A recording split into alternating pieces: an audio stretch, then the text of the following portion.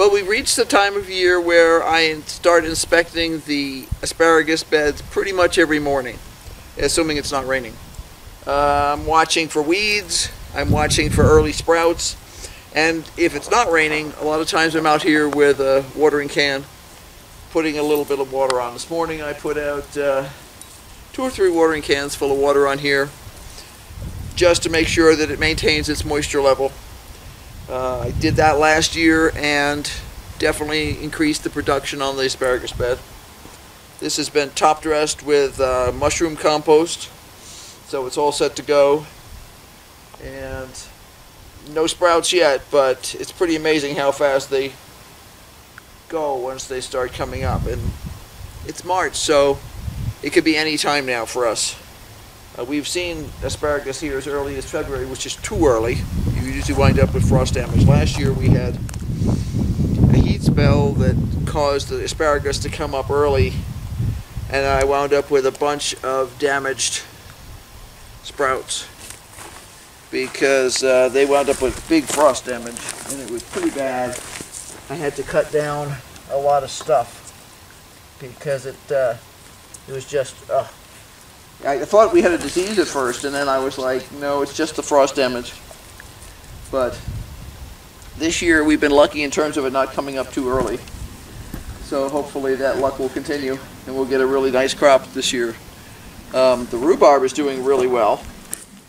Unfortunately these need to be transplanted here, but the one over by the house is also doing well. It was under a pile of snow the last time I tried to show everybody. Yeah.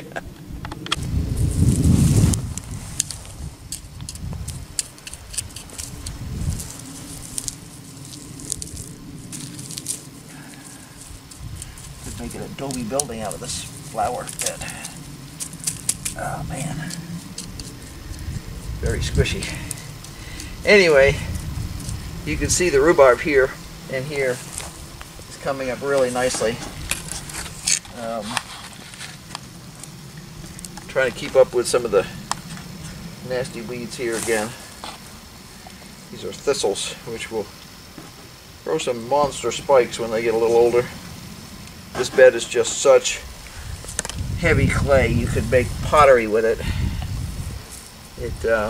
It was a bad batch of topsoil that we purchased from a garden supplier in the area. They did eventually replace it for us, but the net result is we're still trying to deal with this because it's just, like I say, you could make pottery with this. It's just pure tea clay. It's like squish. The ground is still frozen here and partially frozen here, but the rhubarb is still managing to come up just a little over here. This was a gift from a friend in Pennsylvania. I need to dig this out. I need to completely encase this whole thing in hardware cloth to keep the rodents out, because this area over here you can see, well, these holes here, this is rodent holes, gopher holes that have caved in from the rain.